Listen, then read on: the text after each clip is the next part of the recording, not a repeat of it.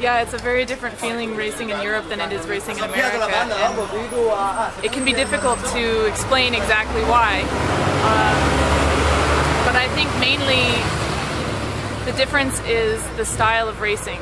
And in Europe, many of the roads are very old, and so they're much smaller and more technical. And because in Europe there are so many World Cups and international level races, the fields are much larger.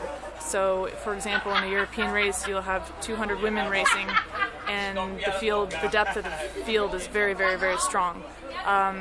In the U.S., women's cycling is growing, but it's not at the same level. So we have maybe in a national level race, maybe 80 to 100 women racers in a big race, and the depth is not as strong as it is in Europe, because Europe attracts the top racers from all over the world, because that's where all of the international races are. My hope is that in a country like the U.S. we'll have more and more international races. This year it's very exciting to have Exergy Tour. It brings all of the international racers to the U.S. and it makes the depth and the strength of the fields in the U.S. much stronger, which is good because it brings the level up. And I think that this is good for women's cycling around the world. So.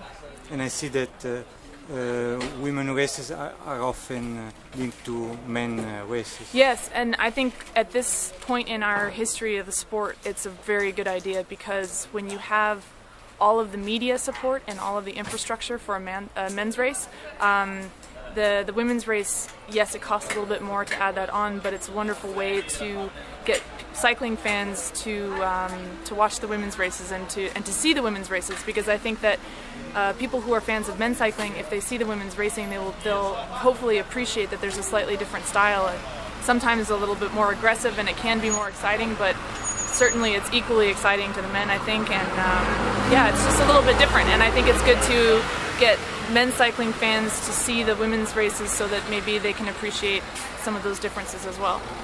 The level of women's racing in the U.S. is coming up. Evelyn Stevens won Flèche Wallonne. Amber Neben is in excellent form. Obviously, Christian Armstrong is going really well. She was second at Flanders and is, winning Tour of the Gila currently in the U.S. And I know for the Exergy Tour, which is one of the biggest UCI races in the U.S., it's also happening in Boise, Idaho, which is the hometown of Kristen Armstrong. So I think she's going to want to go really well there. And yeah, it's going to have all of the biggest women racers there, and I hope it's a good step forward for us. Okay.